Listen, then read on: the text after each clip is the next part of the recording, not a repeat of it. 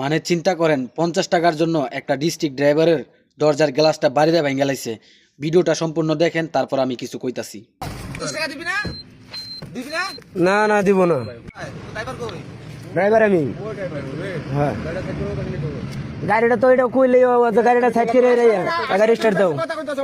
50 টাকা দিতে হবে, কিসের জন্য আগে টিয়া দিতে হবে 50 টাকা আগে দিতে হবে এখানে। স্টার্ট দাও।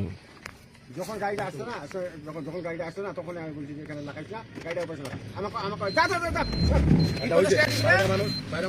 50 টাকা দিবি না? দিবি না? না না দিব না। তুমি যাও তো।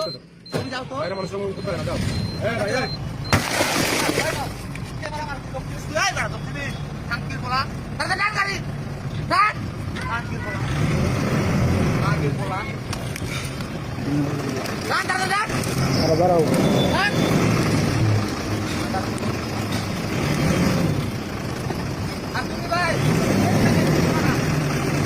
এখন আমার কথা হইছে, তুই যে ড্রাইভারের থেকে 50 টাকা চাইলি, হিরুমচির বাচ্চা, এই 50 টাকা কি তোর মার ড্রাইভার ছিল যে তুই টাকা দেয় নাই? কোনটা?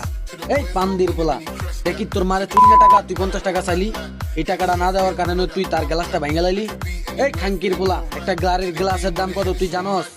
জানোস তুই একটা গাড়ি যে গ্লাসটা ঠাস করে ভেঙে দিলি সামান্য 50 টাকার জন্য? এক ভদ্রলোক বলতাছে যে ভাই 20-50 টাকার লেগে থাক, এর কথাটা তুই মানুষ নাই, ড্রাইভারের গ্লাসটা তুই ভেঙে ফেলাই দিলি। ফকিন্নির বাচ্চা, টোকায়ের বাচ্চা, তুই যে ড্রাইভারের গ্লাসটা ভাঙলি, একটা গ্লাসের দাম কত জানোস?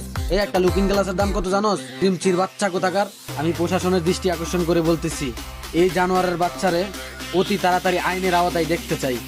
এই অন্যায়ভাবে চাঁদা তোলার কারণে, ড্রাইভারের চাঁদা না দেওয়ার কারণে তার গ্লাসটাকে সে ভেঙে দিছে।